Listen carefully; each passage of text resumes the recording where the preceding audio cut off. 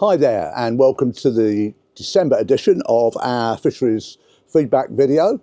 We're absolutely in the grips of a winter freeze. We've had to battle through snow to get here.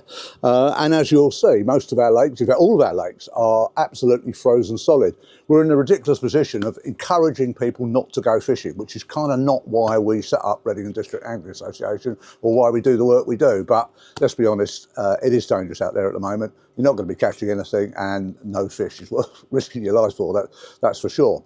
However, looking back on December, we had some half-decent conditions once the rain subsided, and there were some reasonable fish caught. So we'll show those shortly. We've got our usual news, views, announcements and competitions. So let's now go and see what Del and the team have been up to. Well, Del, you can only admire the enthusiasm of the team to battle through snow to do this video. Oh, yeah, well, we're hard nuts, aren't we? I was actually shocked because it wasn't snowing when I got to the office this morning, and I spent like the first couple of hours here doing some paintwork, what have you, decided to go and have a pee, opened the door and everything was white, and I was like, well, where would that come from? But, the sky, yeah. I should imagine. Yeah. Well, it was even worse up in Thailand, up in the mountains. Right, anyway, in all seriousness, yesterday we put a Facebook post up advising our members not to go fishing, which is not really the purpose of our club, but no. It's pretty savage out there, isn't it? Is everything absolutely frozen? Yeah. I mean, everything. I mean, Cottage Lane's been frozen now for probably 4 or 5 days. Angerfield's probably been frozen for 3 days now, so that's going to be thick. I think we might start seeing a thaw come the weekend, possibly. But we're predicting the weather here, and you know we're good, but we're not that good. But, well, the Thames gauge this morning was 1.2 degrees. That was down from like 2.5 a couple of days ago. So we're going to start seeing ice on the motors. Oh yeah. In the slacks. I mean, certainly. I mean, Jim's been out and about, and the lock cuts on some of the canals and what have you have been frozen over. So yeah, anywhere that's sort of slow moving is going to start sort of freezing. I mean, it's got to get a lot colder than this for the Thames to start freezing, but you know, so there's still a little bit of fishing available.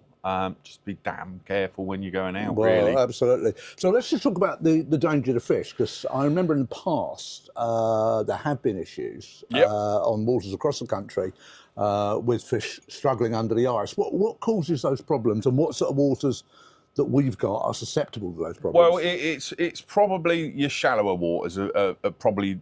I mean, all water's going to be susceptible eventually, but certainly the shallow, low volume sort of waters, and it's all about the interaction with the surface of the water and the air. And obviously you put a lid on it, and there's no interaction. There's no oxygen actually going into the lake. Everything that's in the lake, be it fish, invertebrates, rotting leaf matter, anything organic, is consuming oxygen. So what happens is that oxygen starts depleting all the time. Now, cold water holds more oxygen. Fish don't need quite so much oxygen in cold water. So, you know, you have got this sort of breather, if you like. You can allow it to happen for a certain amount of time. But obviously that's just going down and down and down and down. So we don't need it there for too long, because we could be in problems. There's also, you know, in the rotting, because rotting, even in cold water, it still goes on. You know, all the bacteria and everything else are breaking down all the leaf matter. And that's producing toxic gases, which then sit underneath the ice. So you've got a combination of lots of things, and it all boils down to the fact of the surface-air interaction. I imagine your big lakes like your Pinchwoods and Wisley Mill, Sodding obviously, and Engie, you're not so worried about, but the smaller waters, particularly Cottage Lane in particular, I imagine you're keeping an eye on. And of course Wilmot's not so bad because you've got that flow of water. Yeah, that's it. Somewhere that's got a bit of a flow of water, and a lot of these lakes have actually got sort of springs in them. They're not quite so bad because you get a flow of water, so that sort of sustains it. And again, although it's depleting the oxygen levels, it's not depleting as quickly. Right. But places like Cottage Lane, Brownlee, those type of places, Callows, those type of places, they're fairly shallow. They're fully enclosed. There's no sort of inlets, outlets, this, that, and the other. And you know that oxygen level's going down as we speak. So presumably you and Jim are keeping an eye on it. Will you Yeah. put pumps in if you need to? Yes, yeah, we've sort of give ourselves a sort of deadline of Friday this week. If we don't start seeing some thawing on Friday, then certainly beginning of the following week we'll be starting to put pumps out and just trying to get that water circulate so that we can. It's not a problem for us to break a hole in the ice, stick the intake hose in, and then just basically get air mixing with water, just to try and stave it off a little bit. Nothing's foolproof, and I've unfortunately many years ago we took a lot of fish out from under the ice that died. It's a dodgy time, but you got to hedge your bets and do the best you can. Well, it's good to know you're on the case. Well, let's just move on.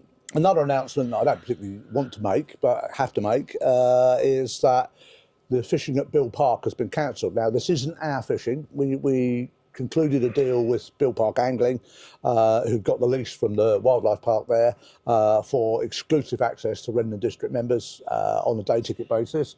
We're very pleased to have signed that deal. It was more fishing opportunities for our members.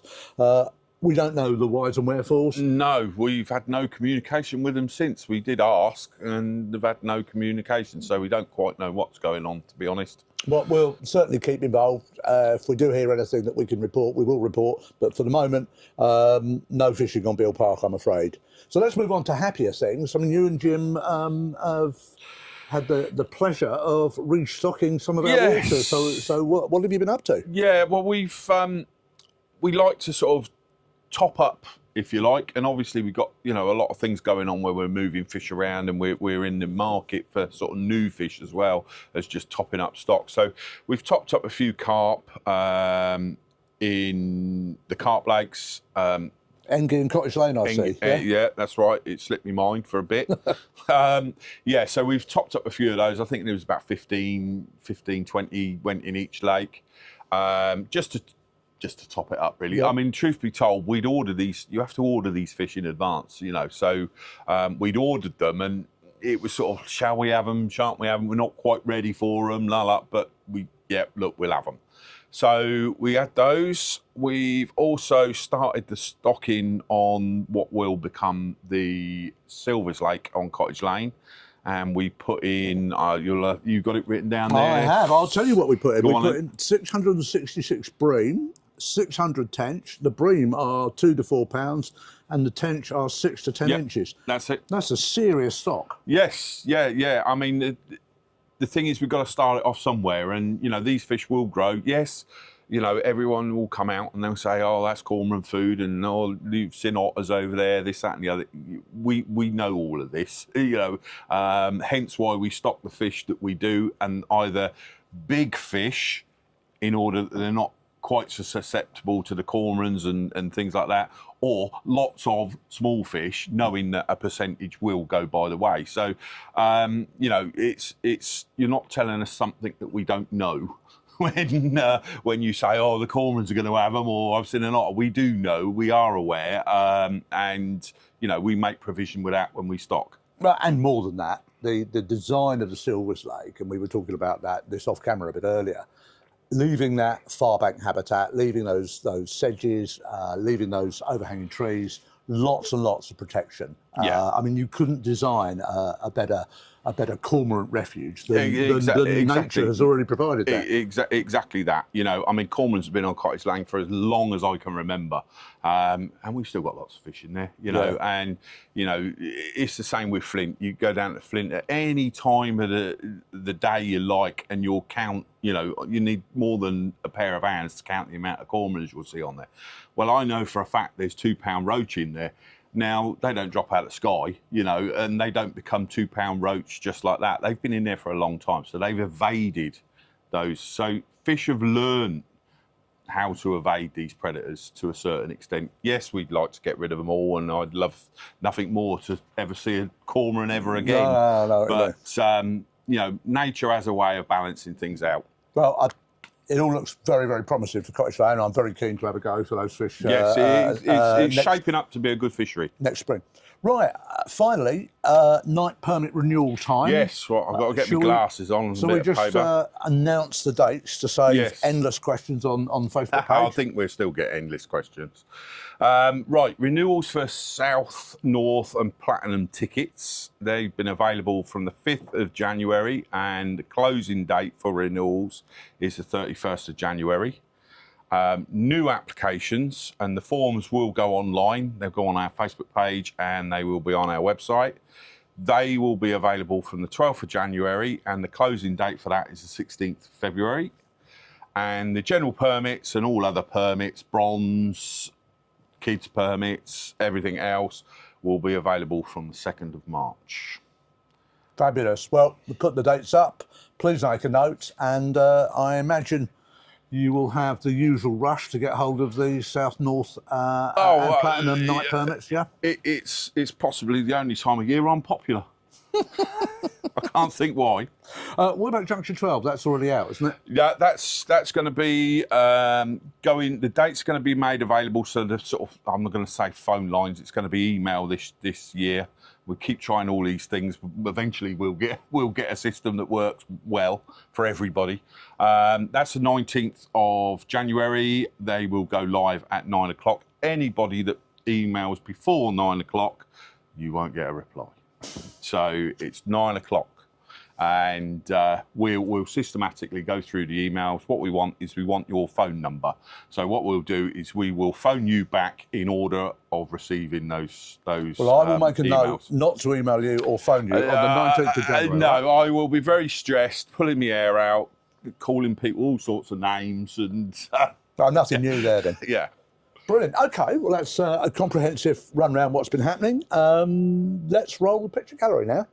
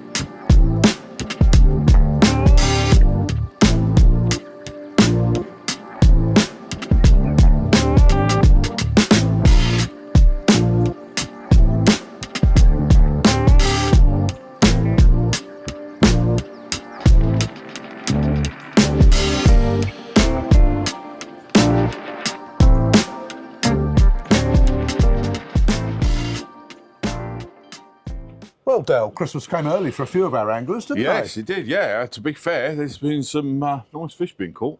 Well, I think first up, we've got to mention Andrew Sparrow, the pristine common, £57, 6 ounces.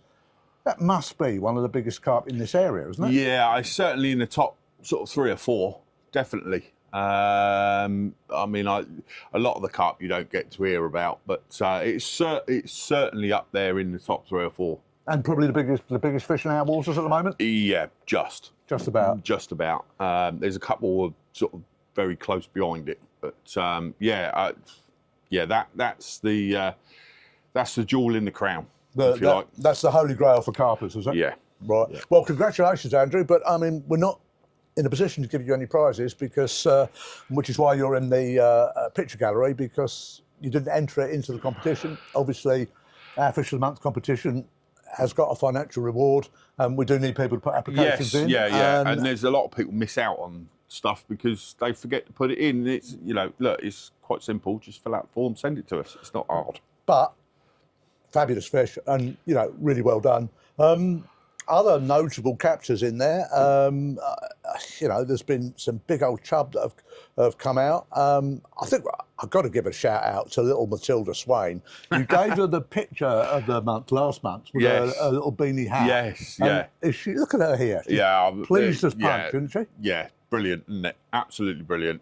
I think there was a quote that her dad put on Facebook saying that she'd caught the only fish of the day. And was rubbing it in. Yeah, that's why I've won the hat, Dad. Yeah, that's why it's always dangerous taking kids fishing. Absolutely. Well, who have you chosen for our fishing picture of the month then? Well, I think, what was his? Stuart Andrews. Stuart Andrews with his 6'10" chub. It's a nice fish. It's a good fish for the Kennet. There it is. Look at that. There it is there. Yeah, and look, you could just see he's absolutely pleased as punch with that. So, Stuart, get in contact with us and we'll make sure that your prize is courtesy of Rod Hutchinson and Bait Tech, and will be in the hut, and obviously your beanie as modelled by Matilda. I'm just looking at her now. Yeah, brilliant. Fabulous. Very cheesy green. You just know she's trouble. You absolutely do. You absolutely do. Okay, my turn now. The Fish of the Month competition. Again, another fish that would have got it was the Flint Common, put in by Scott, our old friend Scott Elvin. Yeah. £46, 2 ounces. Great fish, Scott. Congratulations. But a bit like Steve Kane last month. Yeah, exactly. Pip to the post. Pip to the post, because not only have we had the Flint Common come in, but if you look at the fish that is probably the most notable last month, or certainly, in my opinion, the most notable, it's the incredible pike that everyone's talking about. Tommy Roberts, young kid, student of our Better Fishery Academy, £20, 13-ounce pike from the Loddon. Yeah. I've not heard of a bigger fish from that river, and that is an outstanding capture, I mean, a £20 fish from anywhere. I mean, there's a lot of people that regularly pike fish that have never come close to getting a 20-pounder in this area. I mean, certainly I've fished pike sort of since a young lad. I don't do it particularly much these days, but I had to travel to Norfolk to get a 20-pounder. So, you know, it's a very, very special fish, that fish. Well, you know, what gave me immense pleasure with this is that Tommy has gone to the pike clinic, he's spoken to Steve Parker and the rest of it, he's adopted the tips and best practice that he's learned, he's applied it on not an easy water and come up with a fish of a lifetime, really. Yeah, that's it. And I mean, when we sit in, you know, in the office and various other places, sort of musing on our sort of programs and things and how we want them to sort of be sort of successful, there's your advert. There's your advert right there. Yeah. So, yeah, well done, Tommy. Yeah, poster boy for Redden District. So, Tommy, get in touch and there will be a £50 Angling Direct voucher and, of course, the trophy. So you are the winner of the December Fish of the Month. And to mark the occasion, we had Tommy in the office a couple of days ago and we got him to tell us all about our capture. So we'll roll the video now. Apologies for a rather poor quality sound. You might want to turn your volume up a bit, but here's how Tommy feels about his big fish. Tommy, welcome. Congratulations on an amazing fish, £20, 13-ounce pike from the Loddon. Tell us how you caught it, the rig you used, and what the fight was like. So I caught it on a float paternoster rig, and I've got a red float stop at the top just for visibility, and a bead, and this big 30-gram pike float. Okay, show us the rig at the end there. Oh, I see. You've got an up trace there, then you've got a three-way swivel, and so that's wire all the way through, and then a lead down the bottom there, yeah? Okay, well that was obviously very effective, and what was the fight like? It was amazing. I handled it pretty well, as I've caught Wilmot's carp and they pull very well, so I knew how to handle it, but it was screaming off to the left and screaming off to the right, but it was fun, and then when I got it in I was like, bloody hell. This is the biggest fish I've ever seen. Well, I mean, that's an amazing fish from a gravel pit, but from a small river like the Loddon, it really is amazing. And as you can imagine, it's got everybody talking. Yeah. So, you've been a student at the Better Fishing Academy. How helpful has that been to you in developing your skills as an angler? It's been very useful as I've learnt tons of tips, like how to make up the traces, how to handle pike, how to unhook them, and also just other useful bits. Great. Well, now we're very pleased, and it's fabulous to see you putting into practice what you've learnt through the guys at the pike clinic, and of course at the other clinics that you've been to. Right. So you've got a big pike under your belt, bigger pike than I've ever caught. What's your next target species? My next target is probably decent sized chub and barballs. I've never caught a barbel, and the only chub I've caught are like small ones. Well, there's plenty of big chub in the Loddon, so it wouldn't be a bad place to start. Well, thanks very much for sharing your story with us, Tommy, and good luck for the future. Thank you.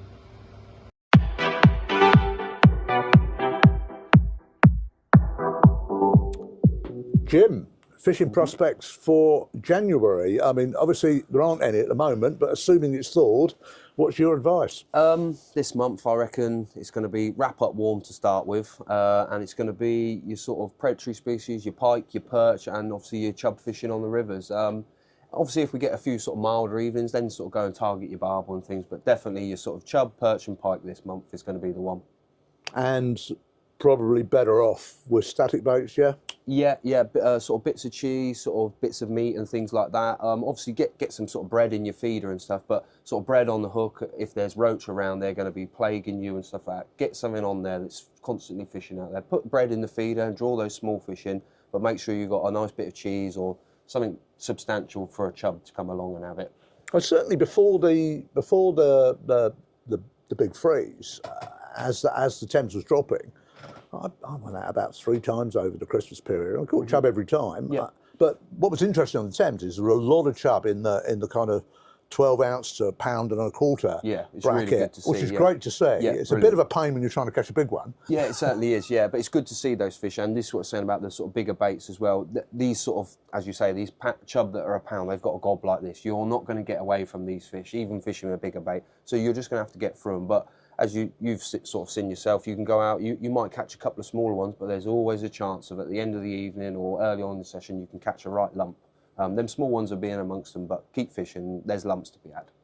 Yeah, I mean, we don't want to go back to a situation on any of our rivers where we've got these huge missing year classes, do Yeah, we? that's You it, know, yeah. it's not healthy just to be catching £6 chub and £15 barbel. You know, we want to know that there's fish there for the next Yeah, generation. definitely, and it's good to see the last couple of months. I think there's been a couple of sort of small barbel been put up from the Kennet, which is great to see. But the Thames, the chub fishing on the Thames is exceptional, because I think at the moment we've got a sort of year class from every year from the past sort of 5-6 years or so. So you can go to the Thames, you might catch one of 8 ounces, you might catch one of £8, which is the lovely thing about it. Well, thanks for your advice, Jim. And hopefully next month we'll be looking at more warm water species as so. things warm up, because certainly at the moment it's a bit brutal. Yeah, wrap up warm, guys. Spring won't be long.